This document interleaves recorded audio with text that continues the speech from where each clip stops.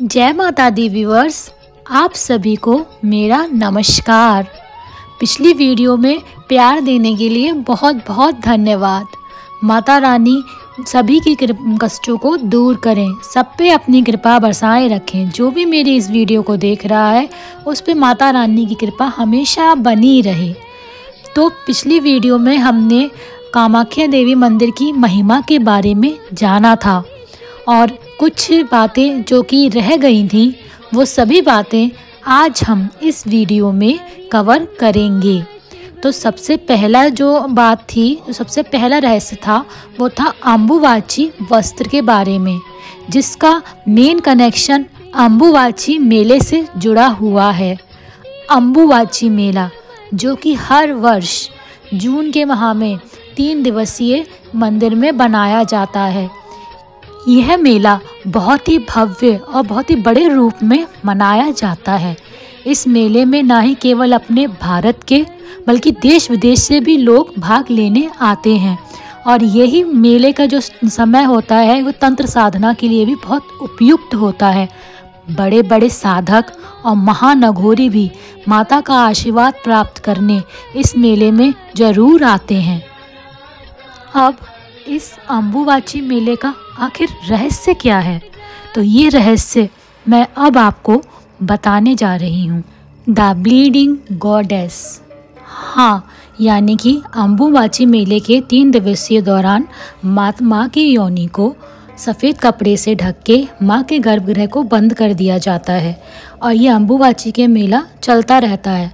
माना जाता है कि जिस समय गर्भगृह को बंद किया जाता है उस समय यहाँ कोई भी नया कार्य, जैसे किसान नई खेती नहीं कर सकता, फसल नहीं बो सकता या कोई भी नया कार्य नहीं किया जाता।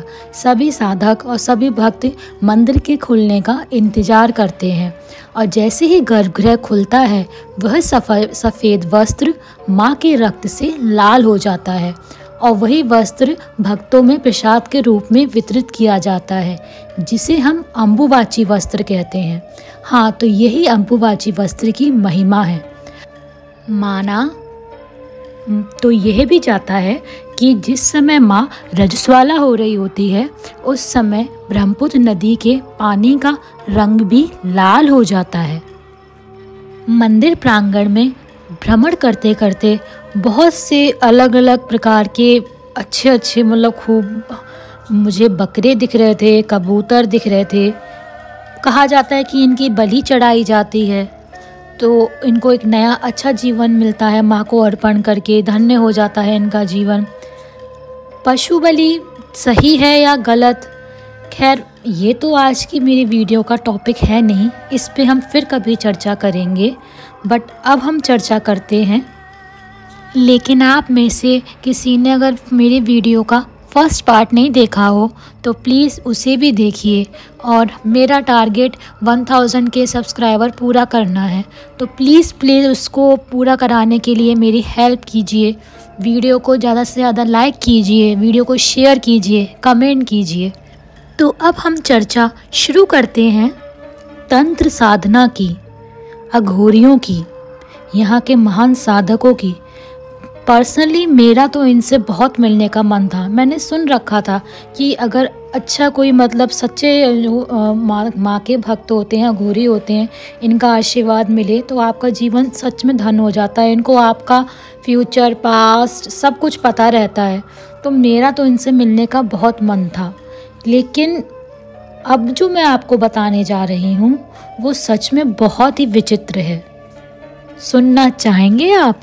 अद्भुत, अकल्पनीय, अविश्वसनीय किंतु सत्य। मैं बात कर रही हूँ आसाम राज्य के एक छोटे से गांव की, जो ना ही केवल भारत का अपितु पूरे विश्व का सबसे पुराना तंत्र साधना केंद्र है, मयोंग।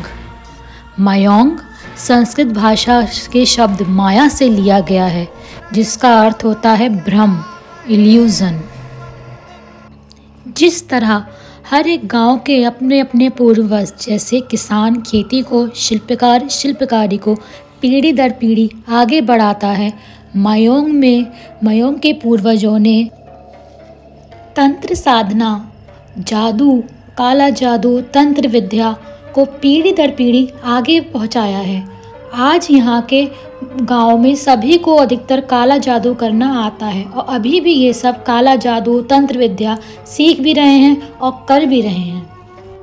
सरकार ने यहाँ पे कई बार खुदाई करवाई तो यहाँ पे कई हस्तलिपि, कई ऐसे औजार जिससे कि नर बलि दी जाती है, जो कि सिर्फ काला जादू में ही काम आता है, वो सब प्राप्त हुए। लेकिन अधिकतर तो ये अपनी जादुई विद्या मौखिक रूप से ही देते थे ताकि वो किसी प्रकार से नष्ट ना हो जाए। जैसा कि मैंने आपको पहले ही बताया था कि मेरा मयोंग जाने का और ये सब देखने का बहुत मन था, लेकिन हमारे जो कैब वाले भैया थे उन्होंने बताया कि वैसे तो सरकार ने ये जादू टोना पे रोक लगा दी है, लेकिन तब भी उन्होंने बोला मयोंग जाने से मना कर दिया। और आकाश तो पहले से ही हिचक रहे थे, तो हमने वहाँ पे ना जाने का ही डिसीज़न लिया। और ये सही भी है, मेरी राय भी यही है कि जब तक आपको ऐसी चीज़ों पर की सही से पूरी नॉलेज ना हो, पूरा ज्ञान ना हो, तब तक ऐसी जगहों पे थोड़ा सा बच के ही रहना चाहिए। मयोंग के स्थानीय लोगों का कहना है कि वो अपने इस जादू का प्रयोग लोगों की भलाई के लिए, दवाइयों के लिए या बीमारी के प्रयोग के लिए करते हैं।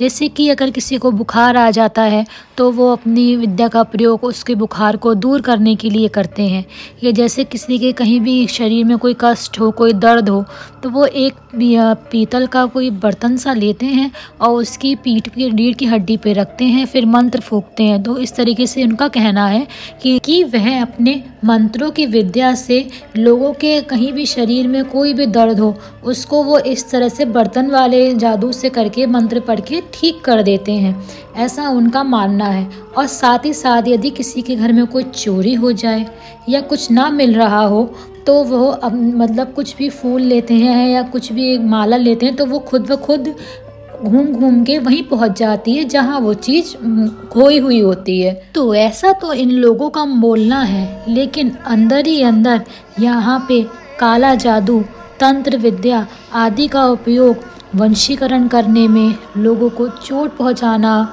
या किसी का मतलब कुछ भी बिगाड़ने के लिए, उल्टा सीधा करने के लिए भी किया जाता है। मयोंग का इतिहास बहुत पुराना है और साक्ष्य के साथ है, इसीलिए यहाँ पे एक मयोंग म्यूज़ियम भी है।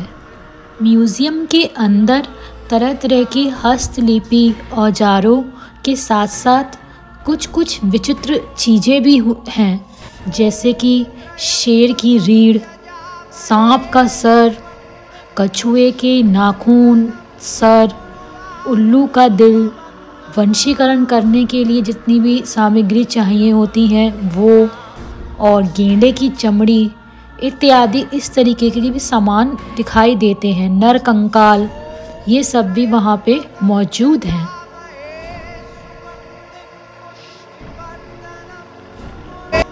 तो ये तो थी मयोंग से जुड़ी हुई कुछ रोचक तथ्य। इसके बाद हम अगले दिन गए थे उमानंद टेम्पल, जो कि दुनिया के सबसे छोटे आइलैंड पे स्थित है।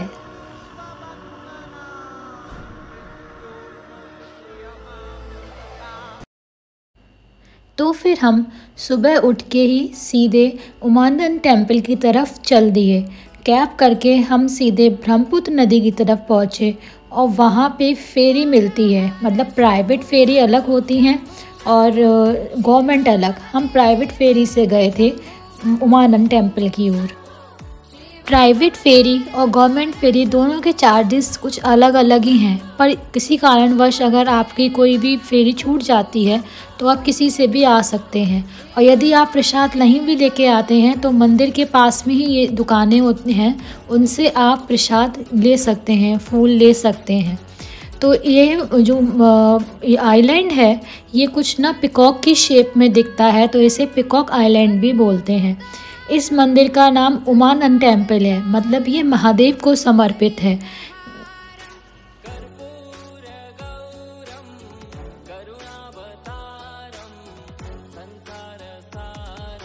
मंदिर बहुत ही सुंदर था और हमारे दर्शन भी अच्छे हो गए। हाँ, भीड़ थी लेकिन दर्शन हमें बढ़िया से हो गए। यहाँ पे एक रोप वे प्रोजेक्ट भी मुझे दिख रहा था, मतलब रोप वे जाते हुए भी दिख रही थी। मेरा सुझाव यही है कि अगर आप इस मंदिर में दर्शन करने के लिए आएँ तो सुबह सुबह ही जल्दी निकल आएँ, क्योंकि भीड़ भी होती है और फेरी के टाइमिंग्स, तो ये बेटर रहेगा कि आप मॉर्निंग में जल्दी आकर ही दर्शन कर लीजिए। हमारे दर्शन भी हो गए और हमने अच्छे से दर्शन करके वापस भी आ गए। आपको अगर मेरा ये वीडियो अच्छा लगा हो तो प्लीज़ वीडियो को लाइक कीजिएगा, सब्सक्राइब करना चैनल और शेयर भी करना। तो मिलते हैं नेक्स्ट वीडियो के लिए, तब तक के लिए जय माता दी।